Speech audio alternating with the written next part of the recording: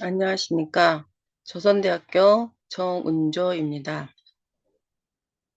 오늘 제가 발표할 주제는 디지털 인문학 기반 고전의 해석, 난중일기 선박어휘를 대상으로 했습니다. 분량이 많은 관계로 난중일기 1권에 한정하여서 임진년에 나타나는 선박어휘들의 빈도 분석과 시각화 사례를 통해서 이러한 데이터 분석이 어떤 교육적으로 유의성을 갖는지를 중점적으로 살펴봤습니다. 그래서 본 연구는 난중일기 제1권 선박어휘를 AI와 시각화 기법으로 분석해 데이터 정확성, 재현성을 입증하고 어휘의 전략적 의미를 규명하였다고 할 수 있습니다. 이는 고전 문학의 데이터화, 교육 콘텐츠화 가능성을 실증한 디지털 인문학 사례가 될 것입니다. 주요 주제어로는 난중일기, 디지털 인문학, 선박어휘, 챗GPT, 시각화, 고전 텍스트 분석, 전략 언어, PBL 시계열 분석을 둘 수가 있습니다.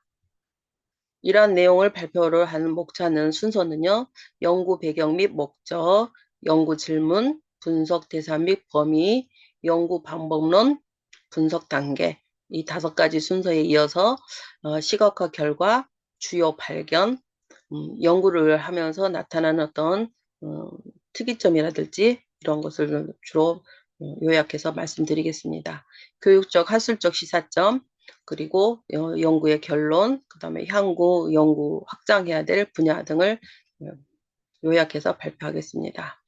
먼저 연구 배경 및 목적, 이순신 장군의 1차 사료인 난중일기를 대상으로 이 난중일기의 분량이 많은 관계로 1권에 한정해서 이 디지털 분석을 하는 연구의 어떤 유의성을 살펴봤습니다. 기존 연구들은 전술, 전투 분석 중심인데 본 연구는 선박어휘의 정량 분석과 시각화로 전략 구조를 해석할 수 있다는 장점이 있고요. 목적을 있고요. 즉 원시 데이터의 디지털 데이터화를 통한 디지털 데이터 분석의 유의성이 있습니다. 이러한 연구 목적 달성을 위해서 본 연구자는 아래와 같은 3가지 질문을 가지고 연구를 출발하였습니다. 첫째, 선박 명칭의 전략 언어로서의 기능, AI 전처리와 시각화의 기여, 2번째고요. 마지막으로 3번째는 교육 연구 현장에서의 이게 과연 활용 가능성이 있는가, 어떤 유의성이 있는가, 이거를 중점적으로 살펴봤습니다. 그래서 3가지 질문에 대한 답을 얻기 위하여 분석 대상 및 범위는 난중일기 제1권, 즉 임진년 1592년 한 권에 한정하고, 그리고 선박어휘를 선별해서 거북선, 판옥선, 맹선, 포선, 창선, 전선 등의 출현 빈도 등을 데이터 분석을 하였습니다. 데이터 분석을 하면서 필요한 부분은 한문본과 구격본, 이들의 자료들이 어휘나 이런 부분이 구분지어야 구별할 필요성이 있음을 또 느꼈습니다. 그래서 일단 한 권에 이제 제한을 두고 한문본에서의 한자어와 구격본에서의 우리 한국어의 그런 차이 등 이런 것들을 교차 검증을 통해서 이 선박어휘들의 출현 빈도나 시각화 등을 시도해 봤습니다. 이러한 빈도 분석과 데이터 분석을 통한 AI 기반으로요. 데이터 분석을 하기 위해서 연구 방법론으로는 데이터 전처리 과정이 있어요. 원시 데이터, 한문본이나 한글본을 원시 데이터를 디지털 데이터화하는 방향들이요.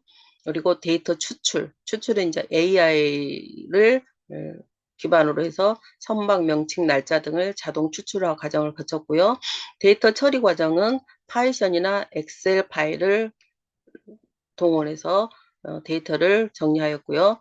시각화는 구글 콜앱, 챗 GPT에서 해준 코딩을 가져다가 구글 콜앱에서 파이썬으로 시각화 자료들을 추출해냈습니다.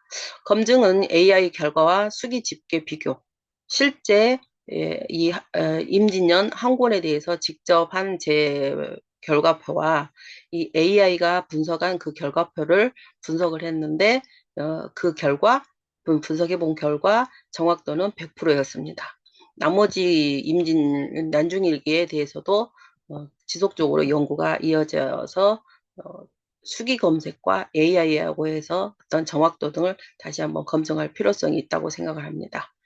수기 검증했을 때 시간이 굉장히 많이 드는데 AI로 했을 때는 그런 시간적인 것을 최소로 줄여준다는 효과성이 있었고요. 그래서 이제 분석 단계는 5단계로 해서 키워드 추출 정제, 날짜 문맥 분석, 전략 목적 유형화, 네트워크 시각화, 전략 해석입니다. 이거는 이제 데이터 분석이고 이 데이터 분석을 거치기 전에 원시 데이터를 디지털 데이터로 바꾸는 과정, 이 과정이 좀 시간이 좀 많이 필요로 합니다. 요구를 합니다.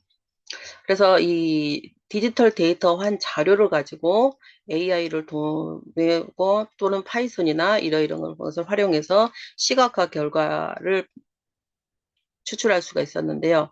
1592년 선박별로 등장하는 빈도 그래프, 자, 이런 그래프들을 통해서 전선이 어떤 정황에 있는지, 그래서 압도적인 출현이라든지 이런 걸 통해서 핵심 전력이나 전력과 전술이나 이런데 도움을 엿볼 수가 있었습니다.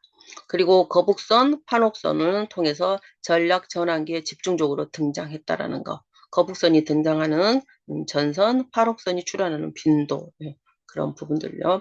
그래서 이제 추후 조금 연구를 이어진다면은 어느 시점에서 거북선이 등장하고 어느 시점에서는 판옥선이 등장하는지 그거는 그 당시 이 전쟁이 일어나는 자연 환경과하고도 밀접한 관련이 있다고 봅니다. 그래서 이런 그 분석을 통해서 발견했던 주요 핵심적인 사항은 선박 어휘를 통해서 전술 작전 지표를 만들 수 있다는 거, AI 전처리 과정은 통해서 정확도, 효율성을 확보한다는 거, 빠른 시간 내에요.